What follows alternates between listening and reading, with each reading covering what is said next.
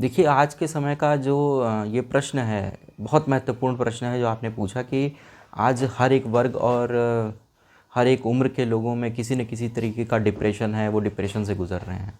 तो ये डिप्रेशन जो शब्द है, ये आप कहाँ से लेकर के आते हैं? आज के सभी वर्ग के लोगों से मैं पूछना चाहता हूँ कि ये कहाँ से आपने इन्वेंशन किया इस शब्द का? आप सोच के देखिए कि अगर बहुत पहले, आप पहले में मत जाइए, आप जाइए कि सीधा हम बात करते हैं प्राणियों में, मनुष्य है और जानवर हैं। सभी प्राणी हैं, लेकिन जानवर से कहीं न कहीं मनुष्य अलग है। तो आपने कभी सुना है क्या कि किसी जानवर को डिप्रेशन है और उसने डिप्रेशन में आकर के आत्महत्या कर ली? कोई जानवर जो डिप्रेशन में आके आत्महत्या कर लेता हो और वो डिप्रेशन में खाया पिया नहीं, खा नहीं रहा है, पी नहीं रहा है और वो पड़ा हुआ है और वो कह रहा है अपने लोगों को कि मैं डिप्रेशन में हूँ, मुझे खाना नहीं है, मुझे पीना नहीं है, मुझे शिकार पे नहीं जाना है, मुझे शिकार नहीं, शिकारी आ रहा है मेरे तरफ मेरा शिकार करने के लिए और मुझे भागना नहीं है क्योंकि मैं डिप्रेशन में हूँ, मैं मरना चाहता हूँ। नहीं, हज़ारों लाखों प्रजातियां हैं, प्राणी हैं जिनमें जिंदा होने की जो अवस्था है सब में समान है। सबको दर्द होता है, सबको दुख होता है, सबको खुशी भी होती है। सभी जानवर में वो जो जागृत अवस्था है वो सभी में, प्राणी में समान है। लेकिन डिप्रेशन जानवरों को नहीं होता है, इस बात से सहमत होंगे आप। जानवरों में डिप्रेशन नहीं होता है। और डिप्रेशन का शिकार कौन है? वो इकलौता मनुष्य है। वो बात ठीक है कि जागृति के स्तर पर, मानसिक स्तर पर, जिसको कहते हैं चेतना, चेतना के स्तर पर जिस स्तर पर मानव है, मनुष्य है, उस स्तर पे कोई भी प्राणी नहीं है। चेतना के स्तर हर प्राणी में अलग अलग हैं। सभी जानवरों में देखें तो कुछ जानवर ऐसे हैं जिनकी चेतना थोड़ी और जानवरों से थोड़ी और ज़्यादा है, कुछ जानवरों से थोड़ी ज़्यादा चेतना है। तो चेतना के स्तर पर मनुष्य सबसे ऊपर है, ये बात ठीक है। लेकिन चेतना के जागृत होने का मतलब ये नहीं है कि हम हाय तौबा करने लग जाएं। इतनी हाय तौबा कि हमें अपनी ज़िंदगी से भी उबन होने लगे। तो डिप्रेशन जो हो रहा है, आप सोच के देखिए कि क्या 2000 साल पहले भी मानव डिप्रेशन में आत्महत्या किया करता था? अपने आप ही उत्तर आपको मिलेगा अपने अंदर से कि 2000 साल पहले शायद कोई विद्यार्थी कि मैं पढ़ नहीं पा रहा हूँ, आत्महत्या नहीं करता होगा। 2000 साल पहले कोई ऐसा आदमी जिसको घर चलाना है, वो आत्महत्या नहीं करता होगा। भुखमरी का पूरा इतिहास मानव जीवन का इतिहास रहा है। पूरे विश्व में कई सौ साल पहले भुखमरी एक आम बात हुआ करती थी। राज्य के राज्य, साम्राज्य के साम्राज्य में आधे से ज़्यादा लोग भुखमरी से मर जाते थे। ऐसा इतिहास आपको कई इतिहास के पन्नों में मिल सकता है, मिलेगा। तो भुखमरी के स्तर पर भी जाने पे भी व्यक्ति भुखमरी से मर जाए अलग बात है, बीमारी से मर जाए अलग बात है, लेकिन वो आत्महत्या डिप्रेशन की वजह से नहीं करता था। ये तो आज की खोज है। पूरे विश्व में मनुष्य ने इतनी तरक्की हासिल कर ली भौतिकता के क्षेत्र में, और उसके साथ उसने एक नया इन्वेंशन कर दिया, डिप्रेशन का इन्वेंशन। विद्यार्थी को अपने करियर की टेंशन है और इतने ज़्यादा टेंशन हो गई है कि वो आत्महत्या करने को मजबूर है। वो खा नहीं रहा है, पी नहीं रहा है, उसने समाज को छोड़ दिया है, उसने परिवार को छोड़ दिया, वो ज़िंदा ही नहीं रहना चाहता है। ये भूल जाता है विद्यार्थी या वो व्यक्ति जो घर नहीं चला पा रहा है, कर्ज में दब गया है, कि ये जो जीवन मिला है वो दोबारा मिलेगा या नहीं मिलेगा। आप इस जीवन की महत्वपूर्णता को जब तक समझेंगे नहीं, आप डिप्रेशन का शिकार होते रहेंगे। घर चलाने की दिक्कत है, घर नहीं चल पा रहा है आपसे, आप आत्महत्या कर लेंगे, आप डिप्रेस हो गए हैं। भूखमरी के कारण भी मनुष्य जो नहीं मरता था, आज थोड़े खर्चे करने के लिए उसके पास पैसे कम पड़ गए हैं, इसलिए वो डिप्रेशन में आ गया है। भूख से मरने की जो बात है, आप सभी प्राणी में सबसे तेज दिमाग के हैं, आपके पास श्रम करने की शक्ति है। सभी जानवरों से सबसे ज़्यादा श्रम करने की शक्ति, कुछ नया बनाने की शक्ति श्रम और संसाधन को मिला करके धन बनाने की शक्ति सिर्फ मनुष्य में है। धन क्या होता है, छोटा सा बताना चाहूँगा, इससे चूँकि जुड़ा हुआ है। धन क्या होता है, संपत्ति क्या होती है, पैसा क्या होता है। पैसा वो नहीं होता है जो हम नोट में गिन रहे हैं। पैसा वो नहीं होता है जो अकाउंट में अकाउंट बैलेंस लिखता है, डिजिटली लिखता है। पैसा वो नहीं होता है, धन वो नहीं होता है। धन क्या होता है, धन वो चीज़ होती है, वो वस्तु होती है किसी भी प्राकृतिक संसाधन में। पहाड़ हैं, पत्थर हैं, पेड़ हैं, अनाज है। अनाज अपने आप तो हुआ नहीं, प्राकृतिक संसाधन है, मिट्टी, भूमि, पानी, बीज, ये सब अपनी जगह विद्यमान है। लेकिन जब मनुष्य अपना श्रम करके उसको ज़मीन में डालता है, उसमें मेहनत करता है, उसको काटता है, उसमें से अनाज के दाने निकालता है, तो वो अनाज बन जाता है। और अनाज को आप धन बोल सकते हैं क्योंकि वो ट्रांजैक्शन किया जा सकता है। और पहले के ज़माने में तो ट्रांजैक्शन ऐसी ही होती थी ना। संपत्ति और धन तो यही कहा जाएगा ना, जो अनाज पैदा हो गया। इसी प्रकार से अगर किसी फैक्ट्री में कोई चीज़ बन रही है, यानी कि आप संसाधन और श्रम को मिलाएंगे तो धन बनता है। तो धन बनाने की शक्ति सिर्फ मनुष्य के पास है। एक भी प्राणी भूख से नहीं मरता। एक केचुआ भी अपने खाने पीने का इंतज़ाम कर लेता है बिना धन बनाने की शक्ति होते हुए। कोई भूखा नहीं मरता है प्राणी, लेकिन एक मनुष्य ही कहता है कि मैं भूखा मर जाऊंगा, मुझे टेंशन हो गई है, मुझे डिप्रेशन हो गया है। तो आप जब तक इस बात को नहीं समझेंगे कि जो डिप्रेशन है वो सिर्फ मेरे मानसिक अवस्था है, और ये मानसिक अवस्था पैदा किसने किया, हमने खुद पैदा किया। हमने मतलब उस व्यक्ति ने नहीं जो इससे गुजर रहा है। हमने अपने पूरे इतिहास के दौरान, अपने विकसित समाज के दौरान, अपने विकासशील समाज के दौरान हमने ये सारी चीज़ें हासिल की है। हमें आज घर चाहिए, लेकिन जैसे हम पहले रहते थे वैसा घर नहीं चाहिए। हमें बिल्डिंग में चाहिए, बिल्डिंग बनानी है, तो डिप्रेशन हो जाएगा। क्योंकि उस घर को बनाने के लिए बहुत सारे मनुष्यों का, मजदूरों का हाथ लगेगा तो वो घर बनेगा। और उसमें प्राकृतिक संसाधन में मिलाना है। उस संसाधन से ईंटें बनेंगी, सीमेंट बनेगा, और इन सब चीज़ के लिए आपका एक घर बनाने के लिए उसमें हज़ारों या लाखों मनुष्य की मेहनत, श्रम लगेगा। वही तो धन होता है, वही संपत्ति होती है, और उसी का आपको डिप्रेशन है।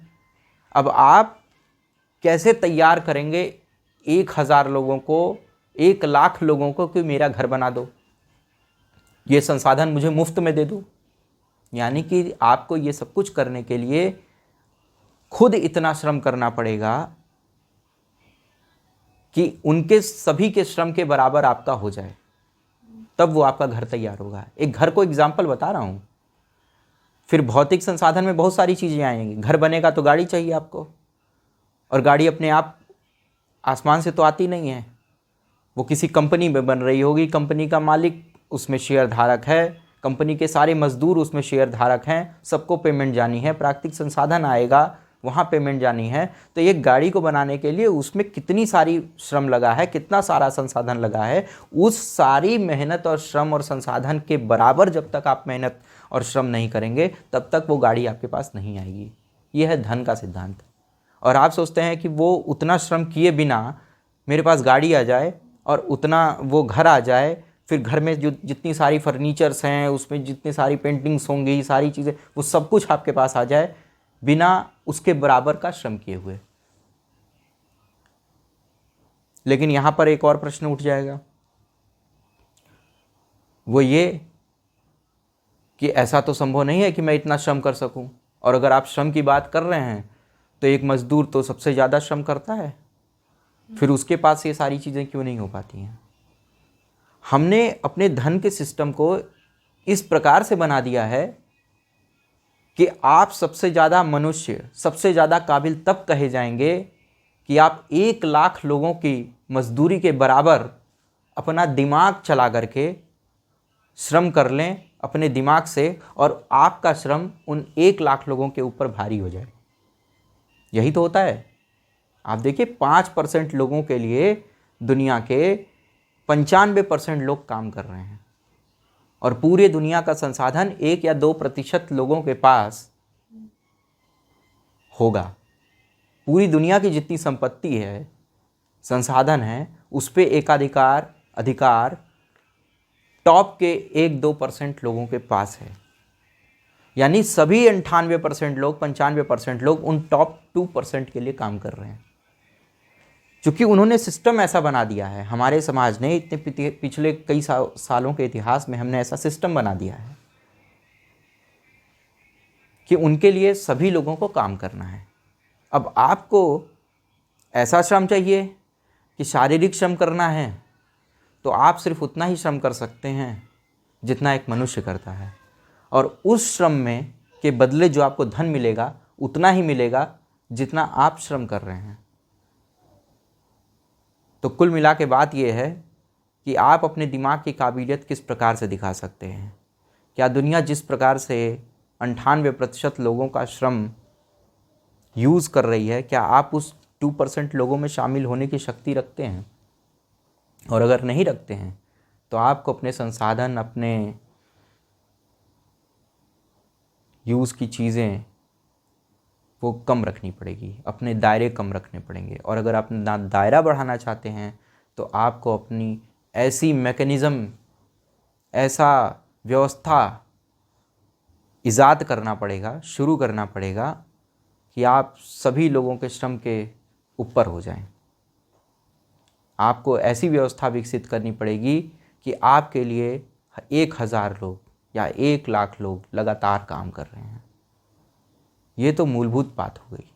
अब आते हैं डिप्रेशन पर। जब आपको ये पता चल चुका है कि इस दुनिया में कोई भूखों नहीं मरने वाला है, आप थोड़ा भी अपना दिमाग लगाएंगे तो आप जी खा सकते हैं आराम से। लेकिन दुनिया भर की चीज़ें जो हमने पाल रखी हैं, वो सब कुछ आपको मिल जाए बिना उस मुकाबले में मेहनत किए जिस तरह की प्रतिस्पर्धा पूरे विश्व में चल रही है, तो ये संभव नहीं है। और अगर ये संभव नहीं है तो आप दूसरों को देख करके अपना दिमाग ख़राब करते रहेंगे कि उसके पास तो ये सारी चीज़ें आ गई, उस पड़ोसी के पास आ गई, उस व्यक्ति के पास आ गई, मेरे पास क्यों नहीं आ रही हैं। और ये सोचते रहने से तो होगा नहीं। आपको उस दिशा में काम करना होगा। आपको अपने दिमाग का पूरा प्रयोग करना होगा। आप विद्यार्थी हैं तो आपको समझना होगा कि जो आप पढ़ाई कर रहे हैं उससे आप कैसे उन सभी चीज़ों से आगे हो पाएंगे, क्योंकि उस पढ़ाई के क्षेत्र में भी आपके जैसे ही लाखों लोग लगे हुए हैं।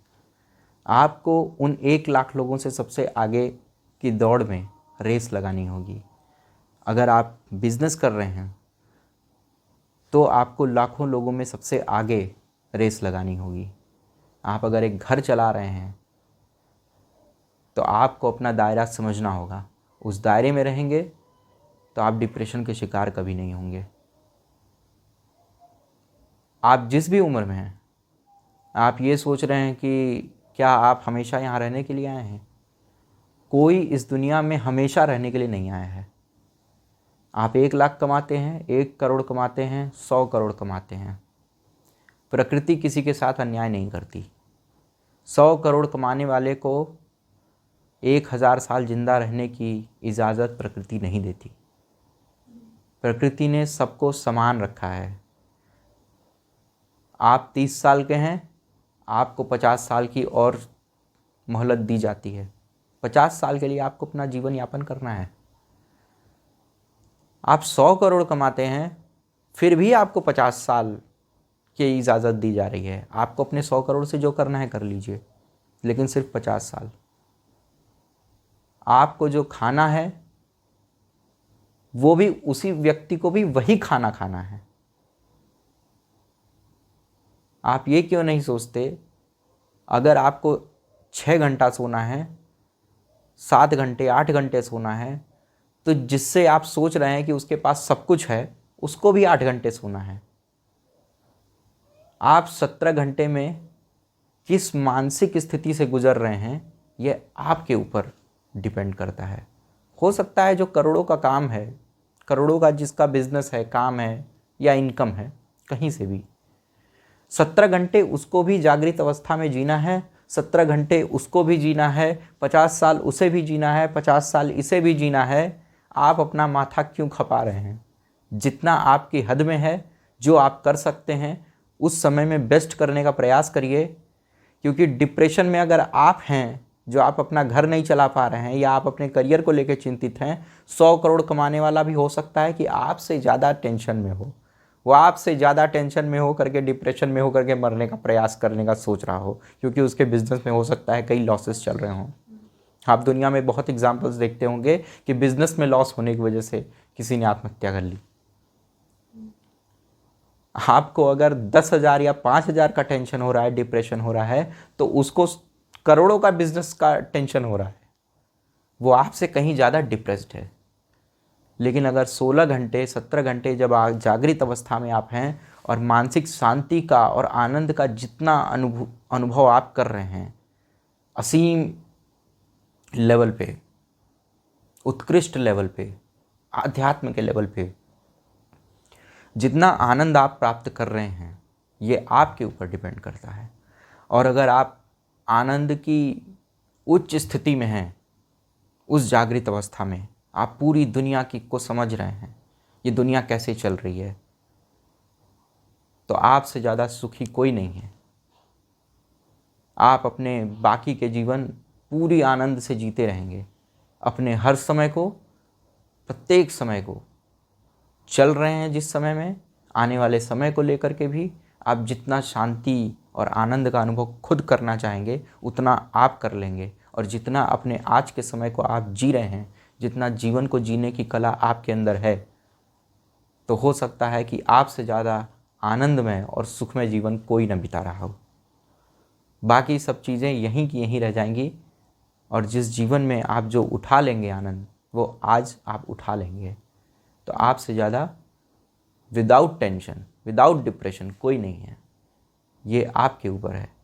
आप जिस चीज़ को लेंगे वही आपके पास रहेगा। जिस चीज़ को आप लेने से मना कर देंगे वो आपके पास नहीं रहने वाली।